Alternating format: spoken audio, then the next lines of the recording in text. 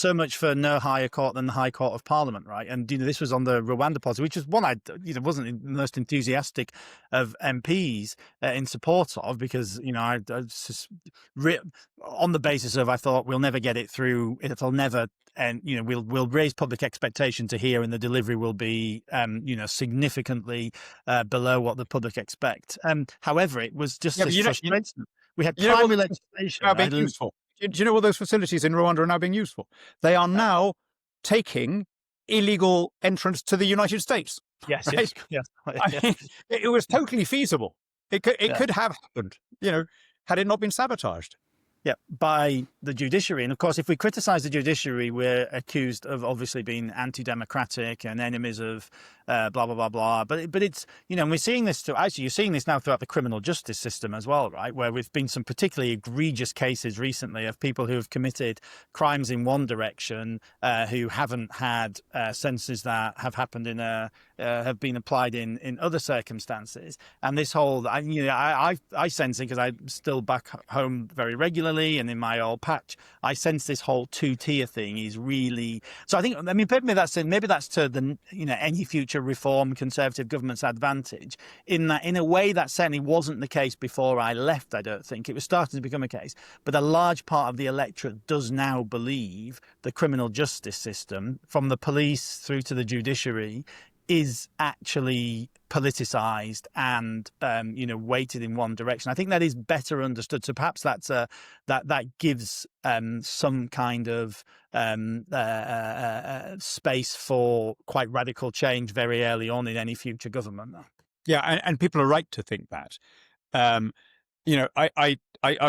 got back yesterday from the US. I was in the deep South yesterday, and again and again, as like every British politician in the US, I'm being told about free speech problems in Britain and two-tier justice in Britain, and having a Islamist mayor of London, and all the things that our American friends see on Twitter, on X.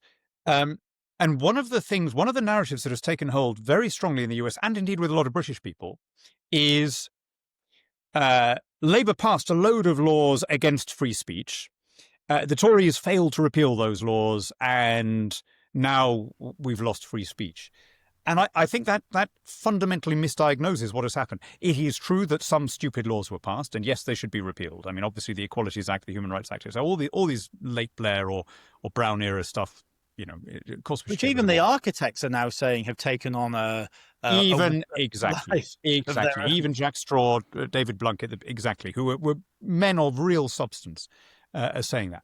But if you look at the really egregious cases of the repression of free speech, cases like Graham Linehan being detained over 3 tweets in which he was rude about trannies, or Lucy Connolly actually going to prison. I mean, I still find this almost unbelievable, actually going to prison and serving, over a year behind bars over saying, yes, admittedly, an incredibly stupid and unpleasant thing, but nonetheless, words, right? They were not being prosecuted under any new legislation.